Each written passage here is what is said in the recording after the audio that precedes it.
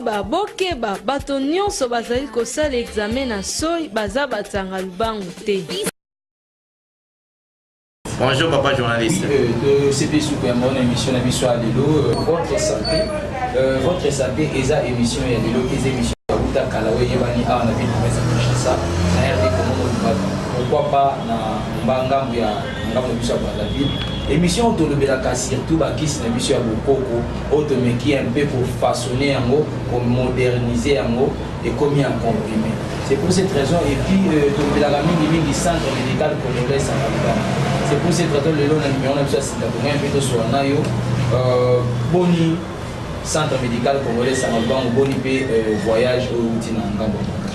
Ouais, Nazaré na Brazzaville na sala qui 2 semaines à Point Noir. D'ailleurs comme à Brazzaville na sali pe 2 semaines kuno.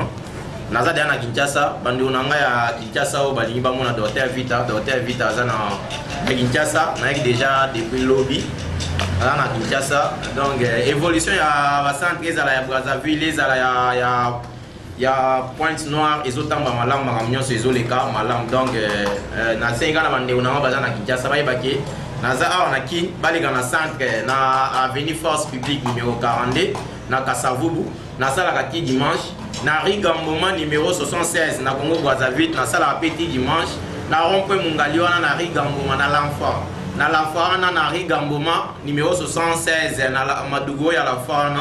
So yoana oguta Sangalban ezana to sala petit dimanche na Congo Brazzaville na Rigamboma numéro 76. Awa na Kasavubu tozana avenue Force Publique numéro 42 référence eza rond-point Force. Donc na sala bassin na sala petit dimanche ezala awa na Kinshasa ezala na Brazzaville na lobi na Rigamboma numéro 76 na rond-point Mungali. Awa na Kinshasa na lobi na sala ti dimanche na avenue Force Publique numéro 42. Na sala du lundi jusqu'au samedi na Ngaliema na route de Matane na Barré numéro 1180. So mutaza na Gamalik avant comme station Barra Mukie au mona Sangalban ezana. So za na DGC au legi station Barré à Mukie au poussa liboso avant comme Gamalik au mona Sangalban ezana na route de Matane na Barré na Ngaliema na route de Matane na Barré na Mbiza zone na route de Matane na Barré numéro 1180. Eza centre yanga na sala du lundi jusqu'au samedi. Toza pe na Lemba na Rigini na avenue de l'université numéro 203/6 na arrêt qui passe. Eza toza na Lemba na Rigini na avenue de l'université numéro 203/6. Somme toza na rond-point ngaba azui transport net azo comme étendance. Avant comme étendance va qui ça na arrêt qui passe.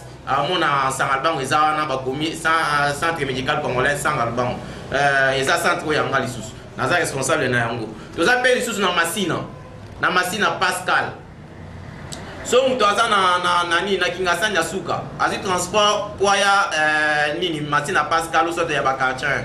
Avant koma terrain municipal atalika na loboko mobali akomona panomo eza likolo bakomi centre médical congolais Sangalban akoti na lupango wana kaka na boulevard Lumumba na numéro 37. Place pont ezalaka kala na arrêt ya pont. Place pont ezalaka kala na so ti Kingasani ya suka. Avant comme terrain municipal au monde en Sangalban ezana. So ozana quartier 1 aussi transport Pascal. So ba kisi oka place point ezalaka kala wana.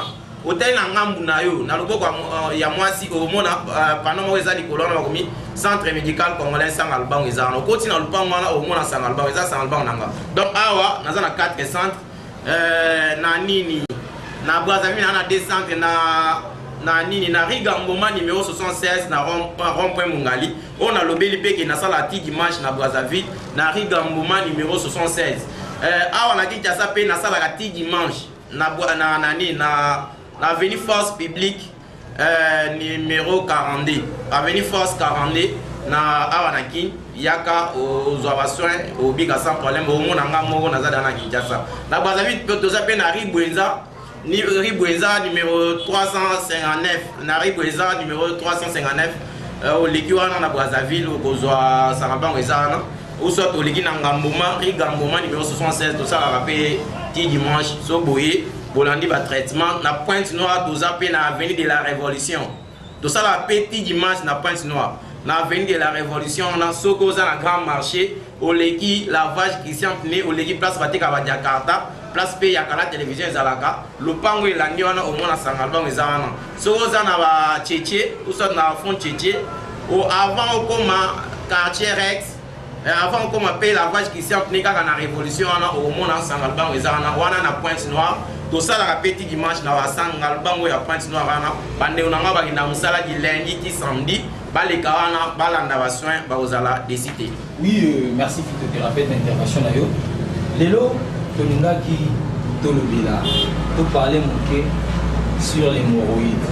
Pourquoi tolobela les hémorroïdes? Parce que tout le monde tout ça ni constat, nous avons remarqué que bandeko est belé la maladie le voit ba hémorroïdes comme ça. Pourquoi? Parce que les loba ba oluka mingi kotambola tant on va des arrêter. Pe ba dusu ba vanda mingi côté mes arrêter le ba ina biso liboso que non hémorroïdes ya kana bato ba vanda mingi bato ba te maka mingi tant mieux super na bilo ka polia. Tolingi lelo meka ko sa biso po bo bi ba moderniser même bakisi makasi mais quand peut expliquer biso hémorroïdes quand ba ba sir les hémorroïdes c'est maladie. Ouais, hémorroïdes de autour ba non eza hémorroïdes nous muto abota mana ngo ba maladie belé muto abota mana ngo muto abota mana hémorroïdes muto abota mana hernie muto abota mana nini na hernie ya cryptochidie na hernie scrotale muto abota na hernie donc ba hernie ya ba sorte nyonso ou soit ba varicocèle ba hydrocèle eza maladie muto abota mana ngo muto abota mana ba rhumatisme donc ba maladie belé muto abota mana ngo donc na ko citer ka wana hémorroïde pe ya mbotama auto bengi héréditaire hémorroïde moko héréditaire ya mbotama eza na hémorroïde mususu yaka na muto avant na place moko mingi muto atelema mingi muto alera bilo ekauka muto ko soit kwanga na Thomson allié amelima ebelete et au ça la digestion makasi auto bengi dyspepsie era ya sala sel era ya sala constipation no mo la mutumi se gomo malo la jaune la libumetondi donc ballonnement ya ventre. Donc, les na hémorroïdes on a au moins la constipation, trop de gaz, tout bien en aérophagie, et que hémorroïdes créent trop de gaz, tout bien aérophagie, sommes dans ça la CLT. Alors, nous créer trop de gaz, tout bien aérophagie. Nena auto le bagage hémorroïde, nous doit vendre la mingi, à télémara mingi, ou soit à tamola mingi. Et pour créer hémorroïdes, soit coller bilo ke kaoka, ozo milama ebelete, ozo lia légumes et ko sala constipation na muto abando sala basela makasi. Basela makasi na etika ba fissure na niveau ya rectum. Ba to benya ba fissure anal. Et muto azo continuer ko sala faire basela makasi wana et ya créer to bengi rectorragie. Donc muto azo sala sel azo mona na makila ezo bimaye to benya ngo rectorragie. Et azo continuer ka ko sala basela makasi et ko vimisa anite. Tobenyango anite, inflammation anis, tobenyango anite, inflammation anis. Elle a continué à faire la makasi et Covid misabe anis ou soit amoni ba mbumamo bimie na tout autour ya anis. Tobenyango bourrelé hémorroïdaire. Et ça dit na problème ya hémorroïde on a tobenyango bourrelé hémorroïde so moni ba mbuma. À niveau ya anis tobengi bourrelé hémorroïdaire. Nena otio lo ba hémorroïde ko créer pe mukusa na niveau ya anis. Mutazo ka mukusa o tobengi plérite anal ou soit eczéma anal.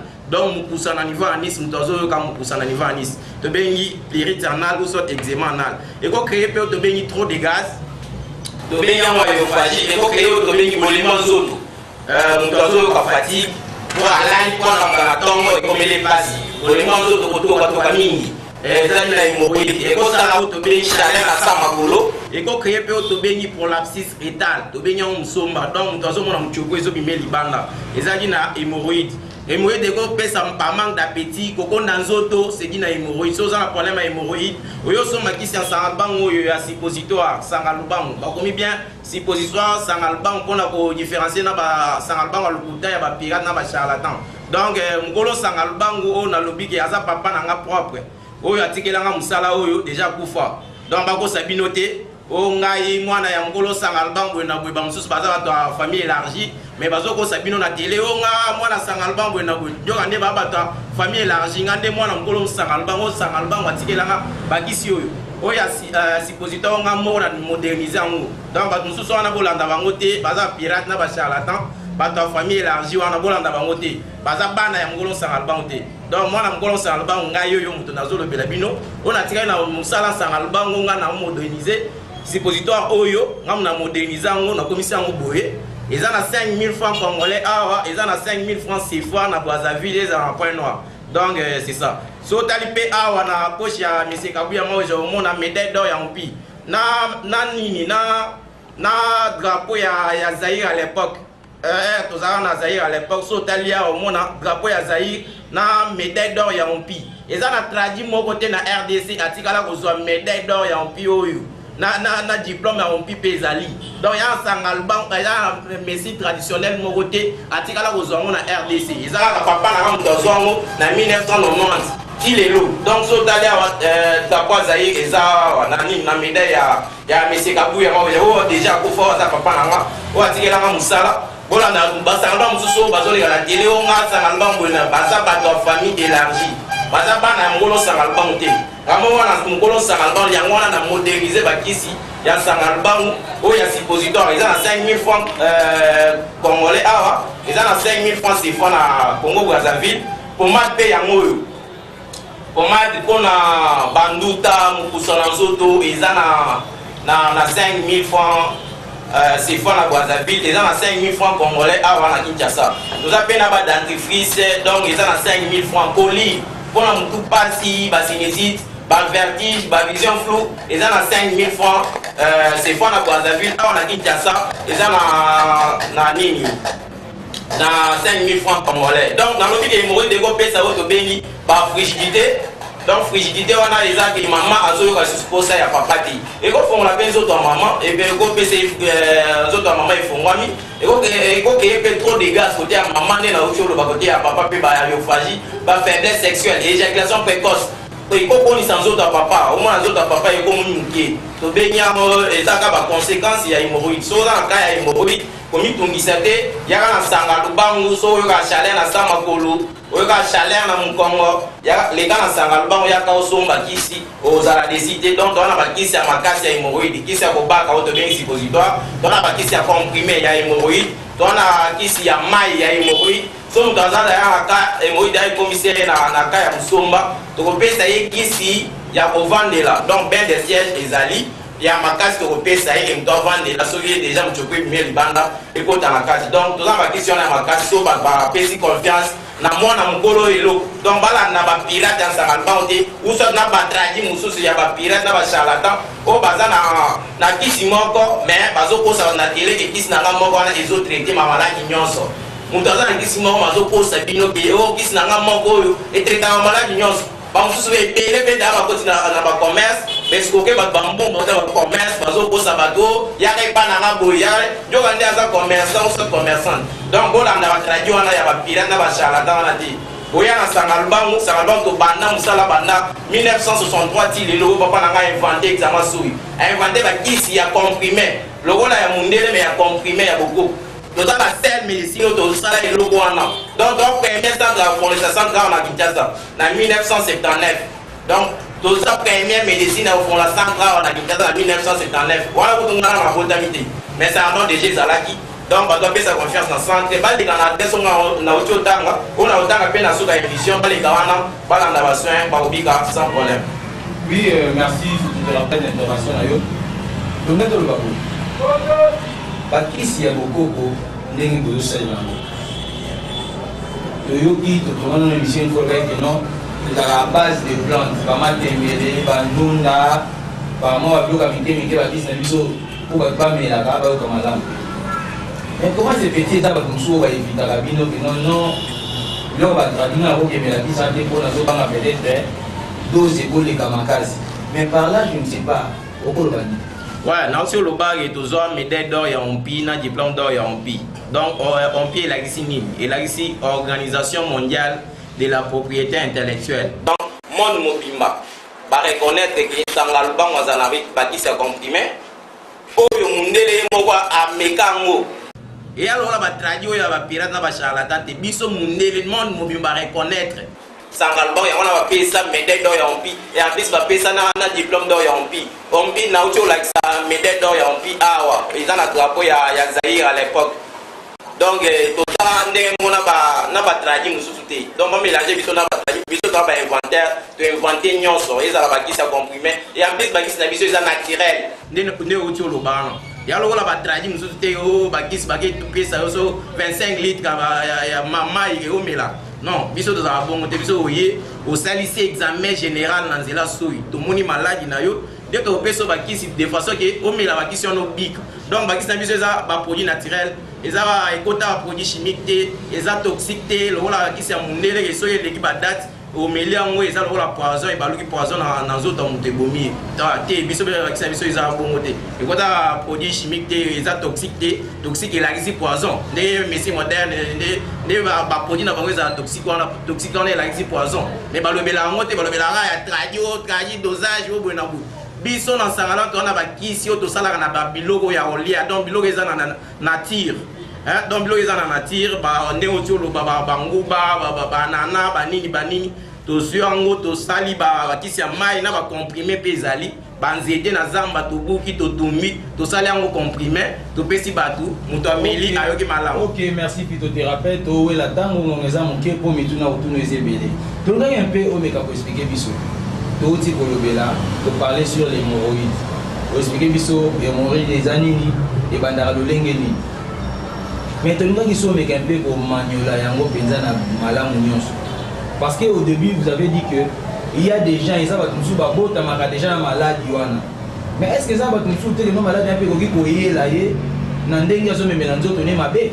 Ouais, kasi yango wana na lobi na otio loba ke nini régime ya mutu nde ekomi pe mutu ana hémorroïde na aussi oloba pe mutu atambola mingi mutu aliaka biloko ekauka ba biloko ekauka ememaka hémorroïde mutu atambola mingi avant na place moko mingi ekreaka hémorroïde ba faiblesse sexuelle éjaculation précoce kodimine nzoto ya papa na aussi oloba pe kota mama ekofongola nzoto na ye ekopesa frigidité wana elakisi ke mama azoyoka lisusu posa ya papa te kota ya papa pe kopesa manque de libido papa azoyoka lisusu posa ya mama te donc papa soki aza na problème ya manque de libido aleka na sanglement topesa ekisi ya bando yoka posa mama soki ayoka posa mama te so mama mpe aza na frigidité aleki na sanga lubango baconséquence nyonso ya hémorroïde bamokongo passe ba faiblesse sexuelle ba éjaculation précoce chaleur na sama koloso za ka hémorroïde benga na numéro eza affiché na télévision ozwanga moko na za na Kinshasa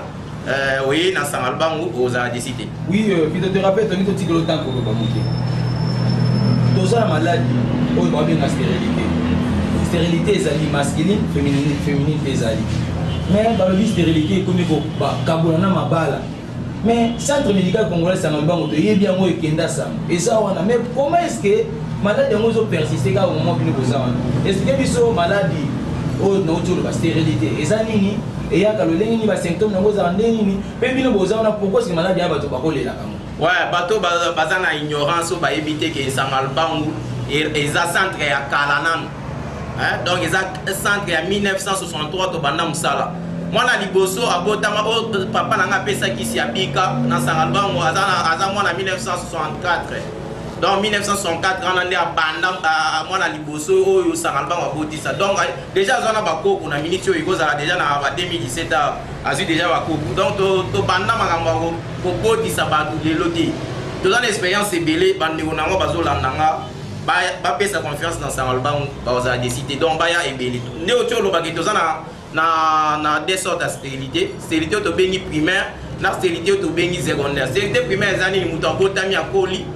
abali azo robota te stérilité secondaire ezani mutu déjà boti mwana moko bana mibale mais ako robota te. Stérilité primaire to loba ke ba malformation congénitale donc au mona mama botami na nini na utérus eza muke akoli abali matrice s'est développée te.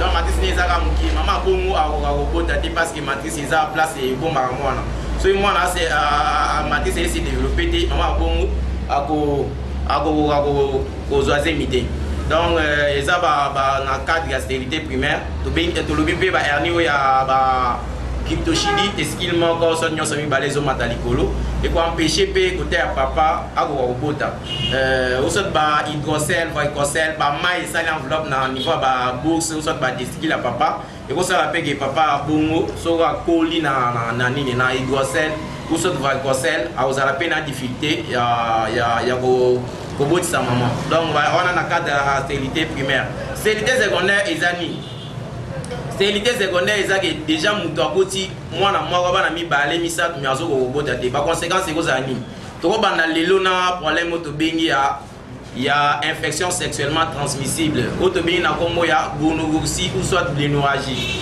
Gonorrhée ou soit blénorragie côté à maman et ça la néni. Et ko créer autobéni grossesse tibère. Grossesse tibère ezani. Donc grossesse s'est développée en dehors ya matrice. Ndé au monde à maman mususu azui s'est développé na kata trompe.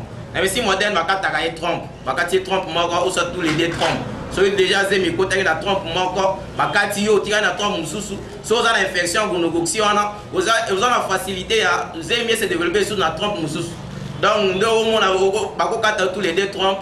Moyen ce que bah semence à papa et les cas ça et ça la fécondation au zemi ezati. To benya on a cadre ya stérilité na stérilité secondaire to benya na combat infection to benya na combat gonorrhée ou soit blénorragie et ko créer ko to benya grossesse tibère donc grossesse extra-utérine.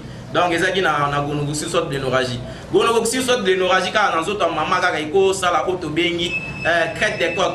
Ko to benya na lingala bankunde. Donc ba bloquer bimi lo la ba soso dans autres maman. To benya o crête de coq. Gonorrhée soit blénorragie dans autres maman ka ko créer to benya polype. Polype wana na kati ya nzoto mama azomona mbuma moko eza na kati wana to bengi yango polype. Ezaki na problème ya gonorrhée soit blénorragie. Gonorrhée soit blénorragie et ko créer to bengi salpingite. Salpingite eza ko vima ya ba trompe. Donc na médecine moderne maman akotaka hydro. De façon que ko boucher pe trompe gonorrhée soit blénorragie. Maman na médecine moderne maman akotaka hydro de façon que ba fongola ba trompe ko eza boucher. Ba semence ça va payer normal. Et puis surtout na sangalban to za na antibiotique à makasi. Oto ko pesa maman ya kisi ya comprimé na ya mai to pesa maman de façon que fongola ba trompe ba semence ça papa et les gars normal. Gonorrhée soit blénorragie ko vimisa trompe na ovaire. To benyango salpengo ovarite. Ezali na problème ya gonorrhée ou soit blénorragie. So za na problème ya gonorrhée ou soit blénorragie o legi na sangalban kisi ya makasi antibiotique à makasi ezali to ko pesa yo et aussi ça problème wana. Gonorrhée soit blénorragie car dans autres maman il faut créer to bengi dyspareunie. Dyspareunie ezani neza maman azokuta na papa azoka ba pasi. To bengi yango dyspareunie. Donc maman azoka ba douleur so azokuta na papa. To bengi dyspareunie. Bongo si ou soit blénorragie il faut créer to bengi l'encorée. L'encorée ezani.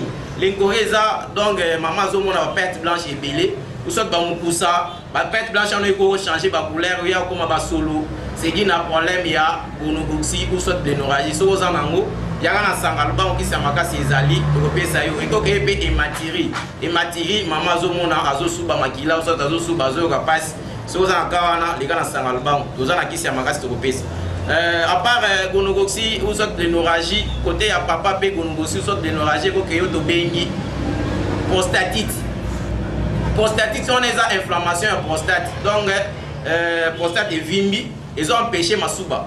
Na médecine moderne va pesa papa son ga suba na son ba son doit na pe ezokisa na kati ndo mona papa mususu azo suba na son mais azo komo suba makila ou ça ba to fina ou ça ba makila donc so ça problème ya gonorrhée déjà créé prostatite ya na sangalba ngato za na son to pesa yo kisi o kolongola son wana o bando suba normal baka wana na kutana ngwe belé na pesa ba bakisi ba bika donc bolanda sangalba lukuta te o ya famille élargie o ya famille élargie o nga sangalban ala pirate na ba charlatan sangalban ya solo ya original yango yo boye bolandi ba soin na bino pona problème à prostate boko bika sans problème à part gonorrhée soit blénorragie quand na zota papa eko créer to bengi érythrite donc érythrite les anzela masuba moni érythrite vimbi gonorrhée soit blénorragie eko créer to bengi cystite donc ba douleur na niveau vessie eko créer to bengi short piece wana mutu azosuba azomona tufina eko créer to bengi pyospermie wana na kati ya basemence ya papa azomona tufina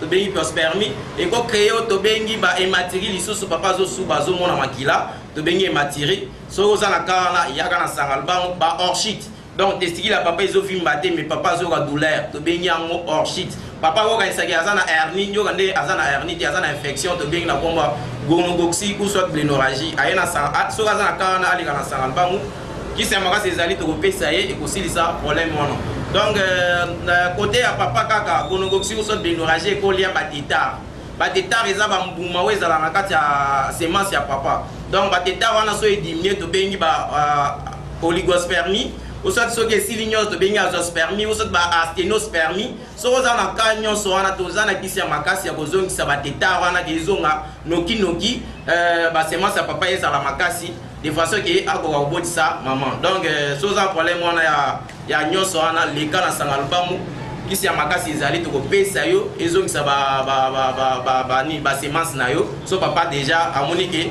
ba infection so hernie ya grosselle et puis si ba semence aleka na sanga lubamu kisi ya makasi ezali to kopesa ye ekosi sa problème wana. Donc gono to suisi na côté infection to be na koma gono gosi to côté na syphilis eko créer côté papa so to ya maman to bengi hémiplésie on les a paralysés à côté moi.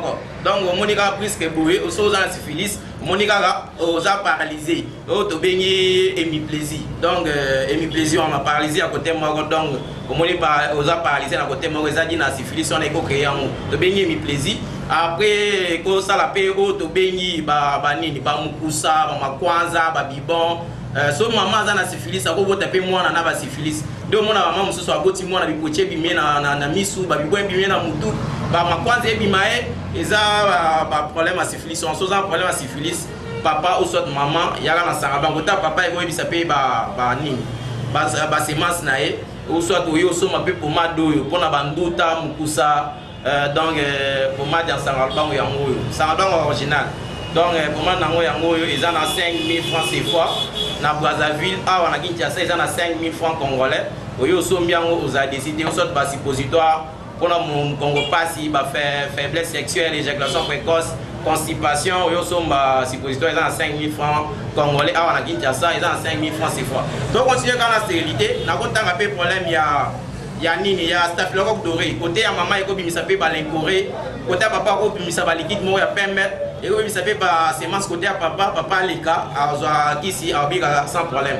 Tout ça peut côté à maman to bengi na combo ya fibrome c'est développé na matrice et cause ça s'appelle nini maman mabota. Donc ça cas ya fibrome les appels na samalbang qui ça makasi ezali to pesa yo de façon que so za na fibrome on va opérer au dé.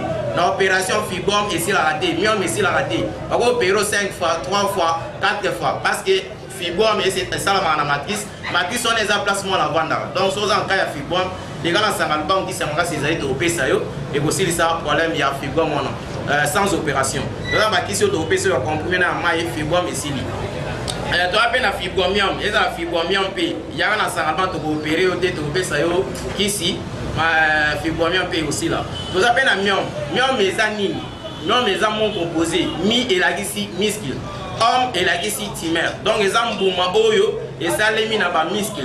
Et potamaka est belé dans niveau ya matrice. Il y a là mususu déjà ba opérer bango ba 5 fois mais mieux mes arabes ko so ba opérer tous les mieux mwana na ya mike na ya minene et ko sala yo hémorragie muto akokufa. Donc maman za na mieux oyo déjà ba opérer 3 fois 4 fois mais amoni ke à niveau opération te aya na sanga lubango qui ça makasi ezali na lobi ke mieux mes amont composé mi et la gisi muscle homme et la gisi timère. Donc ils am buma oyo salemi na ba muscle.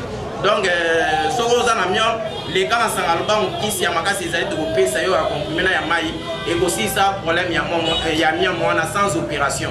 Donc ça na mieux mais ça les matrice. Donc ça peine na mieux moi ça les en dehors ya matrice ko to bengi mieux extra-utérine. Donc ça peine na des sortes ya kyste.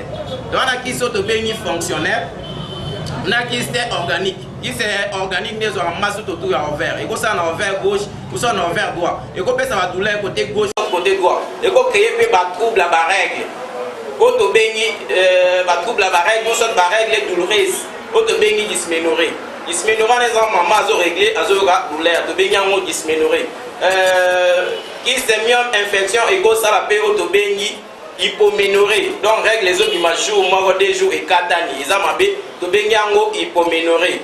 Qui c'est mieux fibrome mais go ça la période de bain hyperménorrhée.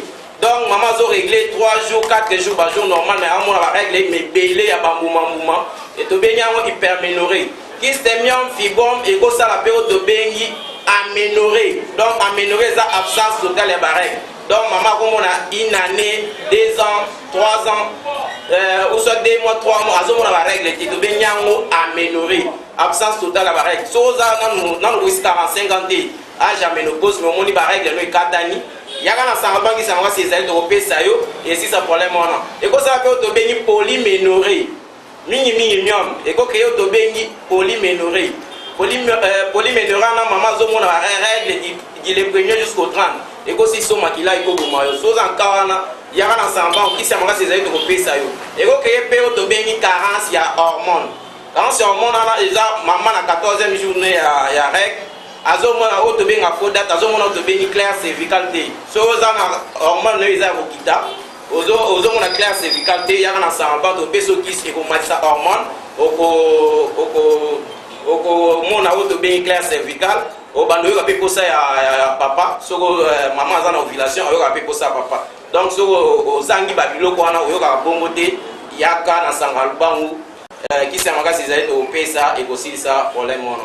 Oui, merci phytothérapeute tokomi mpenza na suka émission na biso mokolo ya lelo mais toza motuna moke tongai totuna wa avant toclôture tonga koyebisa biso parce que auparavant ça fait très longtemps que tona une émission si je ne me trompe pas on avait parlé d'abord pour la test ya sida olobaki eloko wana keno papa atikela bino mpe eloko wana keno na centre médical congolais sangalbango osala test ya sida est ce que okoexplike biso yango te? Ouais, tozalaka nde na vaccin ya sida donc avant papa nanga kufa atika vaccin ya sida ezali bandeko na nga oyo balingi bazwa vaccin ya sida ya sangalubango baleka na sangalubango kisi wana ezali ya vaccin esopesi mutu aumeli soki aza na maladi wana donc elingi eboma ye aumeli mpe na mokili donc ezali donc à part bamaladi oyo nauti oloba wana nakosite mpe problème ya rhumatisme wana mutu aoza na rhumatisme aoyoka mingai na nzoto bakrame na bango oto na makolo aozoka mpe bageno mpasi oyo tobengi myalgie mutu aza na problème ya hépatite aleka na sangalubango mutu aza na problème ya cancer nyonso cancer ezala ya niveau ya mabele mutu aza na cancer ezala ya matrice donc déjà comme na ntango ya ménopause mais ozomona makili ezobima mama azo ntango ya ménopause amona makili ebima ye problème mpe ya prostate cancer ya prostate papa aza na problème wana aleka na sangalubango kisi ya makasi ezali bakosukosu nyonso ezala asthme amibe tuberculose kisi ya makasi ezali tokopesa ekosilisa ezala problème ya diabète nyonso diabète type A diabète type B so oza na problème ya diabète leka na sangalubango kisi ya makasi ezali problème ya sinusite nyonso so oza nango yaka na sangalubango problème ya nini ya gastrite donc chaleur na niveau estomac yaka na sangalubango appendicite donc hernie nyonso ezala hernie oyo tobengi scrotal ezala hernie oyo tobengi inguinal hernie bilatéral hernie ombilical oyo na bamama mpe babelaka hernie oyo tobengi ombilical wana donc so oza na problème ya hernie ombilical leka mpe na sangalubango kisi ya makasi ezali tokopesa ekosisa problème wana donc ezala mpe oyo tobengi éléphantiasis maladi ya nzoko ezala oyo tobengi épilepsie maladi ya ndeke ezala malaria ezala typhoïde ezala hypertension to hypotension yaka na sangalubango kisi ya makasi ezali tokopesa yo ekosilisa problème wana. Oui, merci phytothérapeute tokomi na suka ya émission na biso mokolo ya lelo toyebi te lelo bano ya suka en bref okoloba nini na bandeko oyo balandi oyo na mokolo ya lelo? Ouais, nalobi ke awa toza na force 42 place nazalaka mingi ya so naza na Kinshasa force publique numéro 42 na rond-point force nasalaka ti dimanche na Brazzaville so nakomi Brazza nasalaka ti dimanche na Rigamboma numéro 76 na Congo Brazzaville nalobi mpe na Ngalema naza na centre oyo nasalaka du lundi jusqu'au samedi na route de Matadi numéro 1180 na Paris na Ozone naza mpe na Limba na Rigini na veille de l'université numéro 203/6 na Ari Kipasi so oza na rond-point avant koma étendance bakisa yo na Ari Kipasi so oza na étendance so avant koma rond-point bakisi yo na Ari Kipasi na masina mpe nazali nalobi mpe na Pointe Nord toza na veille de la révolution na bandeko na biso balandaka na chaîne moko na lekaka awa na Kinshasa elandamaka mpe na kuna na Pointe Nord wana donc baya wana alanda basoin na bango bandeko na nga Kisangani nalobi ke nakobongisa mokolo nakoya bientôt bandeko na nga ya Ngola mpe ya Lwanda sangalubango ekoma Lwanda kala mingi te bobengi nga trop bozosolicite nga ke naya wana nazoya na Lwanda donc napesi bato nyonso mbote okotani mbala. Ok, merci phytothérapeute, merci pour la disponibilité na yo, merci na bino bato bolandaki émission yo bolemba te kolanda émission nos vertus bolemba te kolanda émission na biso votre santé émission ezosunga bino po ke bo comprendre mambo ebele parce que awa nde bosolo ezalaka